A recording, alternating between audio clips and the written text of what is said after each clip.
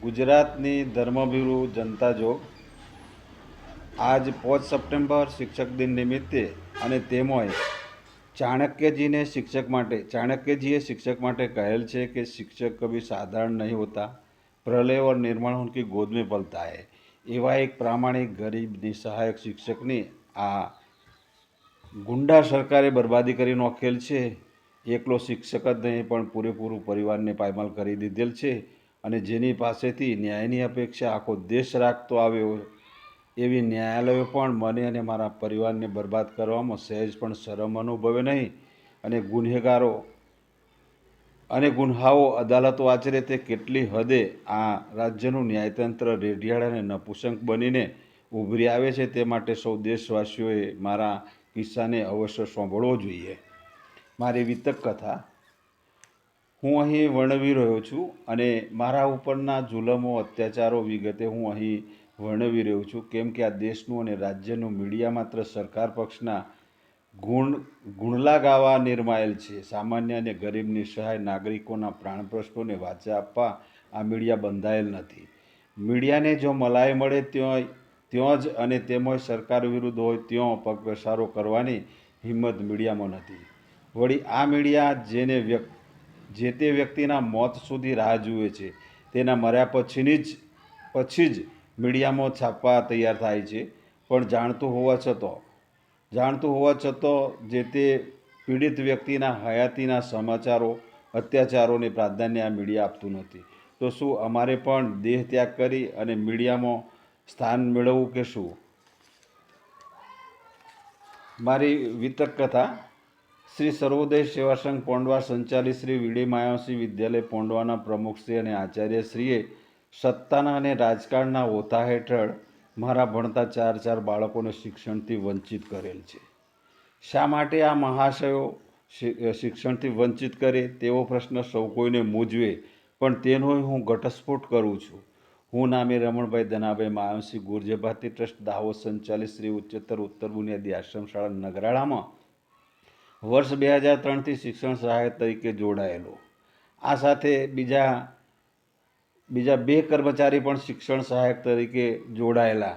બેને પૂરા પગારે કરે અને મને પૂરા પગારે ન કરે, જેથી પરિવાર સહિત આત્મવિલોપનની ચીમકી લેખિતમાં ઉચ્ચારી ન્યાય મેળવવા પ્રયાસ કરેલ, પણ ન્યાય તો આજ દિન સુધી નથી મળેલ। પણ અત્યાચારોના તોહફા વારંવાર મળતા રહેલ છે, જેમાં આ 4 બાળકો ધોરણ 8થી ધોરણ 10થી અને ધોરણ 12થી વંચિત કરેલ છે, કેમ કે દાહોદ સંસ્થા અનુસૂચિત જાતિના ઈસમની છે, રાજકારણી પણ છે અને પોંડવા સંસ્થા અનુસૂચિત જાતિના ઈસમની છે અને રાજકારણી તથા ગુજરાત રાજ્ય આશ્રમ શાળા સંચાલક મંડળના જે તે સમયે પ્રમુખ રહી ચૂકેલ, જેથી દાહોદ મંડળ અને મને પૂરા પગારે ન કરવા ગુસ્સાના આવેગમાં આવી જઈ મારી તૈયાર થયેલ સેવાપોથી ને મારી હાજરીમાં જ બાળી નોખી, જેની FIR માટે પણ મેં લેખિત ફરિયાદ દાહોદ પોલીસને આપેલ છે।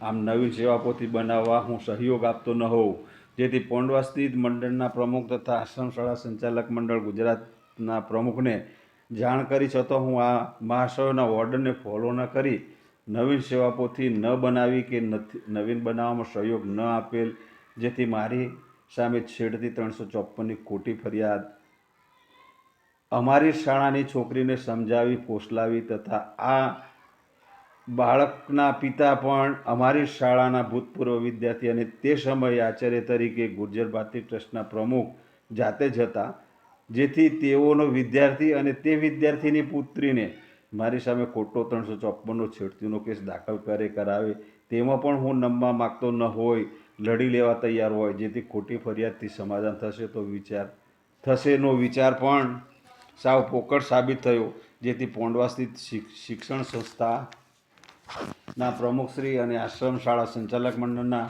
પણ તેઓ પ્રમુખ હોવાથી ધરોબો ખૂબ જ જેથી સંપર્ક કરેલ અને સેવાપોથી બનાવવાના હવાતિયા મારેલ, પણ સફળ રહેલ નહીં, જેથી ઉશ્કેરાયેલ પોંડવાના શાળા સંચાલક તથા આચાર્યએ મારા ભણતા 4 બાળકોને નિશાને લીધા, ભણતરમાં હેરાન કરી શિક્ષણથી વંચિત કરવાના અક્ષમ્ય ગુન્હા આચરેલ, જેમાં પણ સફળ ન થતો વળી શિક્ષણથી વંચિત બાળકોને મોટા બાળકને ITI બાલાસ્ટોરમાં સ્ટેનોગ્રાફરમાં પ્રવેશ લઈ અભ્યાસ શરૂ કરાવેલ, તેમાં પણ ડરાવવા, ધમકાવવાના અને જાનથી મારી નાખવાના ધમકૃત્યો આચરાયેલા, જેની પણ લેખિત દાદ ફરિયાદો થયેલ છે, તો તેમાં પણ શિક્ષણથી વંચિત કરેલ. મારી પુત્રીને ધોરણ 12 બોર્ડની પરીક્ષા ન આપવા દઈ જિંદગી દૂરધાણી કરેલ. પણ હિંમત હાર્યા સિવાય મેં મારી દીકરીને પગભર થાય તેવા આશયથી શિક્ષણ વર્ગ બાલાશ્રમમાં ચાલતો હોય તેવો પ્રવેશ અપાવેલ. તો આ પોંડવાની શાળાના મહાશયોએ મારી દીકરીને મોબાઈલમાં ફોટો પડાવી ભાગી ગઈ છે તેવા અપપ્રચારો કરાવવાના આક્ષેપે ગુન્હા પણ આચરેલા છે, જેની ફરિયાદ બાલાશ્રમ પોલીસ સ્ટેશનમાં ફર્સ્ટ ગુના રજિસ્ટર નંબર 33/12થી દાખલ કરાવેલ છે. તો આ મહાશયોએ પોલીસને પણ ડરાવી, ધમકાવી, રાજકારણના દબાણો કરાવી, જંગી રકમો ખવડાવી, સી સમરી ભરાવી ફરિયાદ રફે દફે કરેલ છે. વધુમાં મારો અને મારા પરિવારનો સામાજિક અને કૌટુંબિક બહિષ્કાર પણ કરાવેલ છે, તથા બાળકોના સગપણ કે લગ્નો સમાજમાં ક્યાંય ન થાય તેવા જધન્ય ગુન્હા પણ આ ઈસમોએ આચરી રહેલ છે, જેનો પણ હું ભોગ બનેલ છે. જેમાં મેં મારી દીકરીની સગાઈ અને લગ્ન ગોધરા પંચમહાલના કરસાણા ગામે કરેલ છે. સગાઈ અને લગ્ન એટલી ઝડપથી કરાવેલ કે આ લોકો ક્યાંય વિઘ્નરૂપ ન બને. પણ મને તો ખબર જ નહોતી કે જે વચગાડીઓ છે તે આ મહાશયોથી મળેલ હોય અને જંગી રકમ ઓહિયા કરી સમાધાનો કરાવવા વાતો લઈને આવેલ હતો. તે સઘળી ઘટનાઓ મારી દીકરીના લગ્ન બાદ જાણવા મળેલ. વળી મારી દીકરીના જે ઈસમ સાથે લગ્ન થયેલ છે તે ઈસમ અગાઉ વારંવાર લગ્નો કરી ચૂકેલ છે, છતાં તેની ગંધ શુદ્ધ અમોને થવા દીધી નહીં.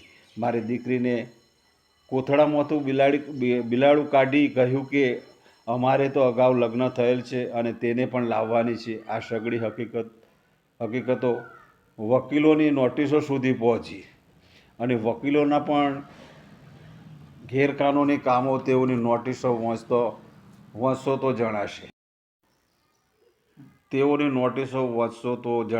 આ નોટિસો મેં અહીં ડિસ્ક્રિપ્શનમાં લિંક આપવામાં આવેલ છે.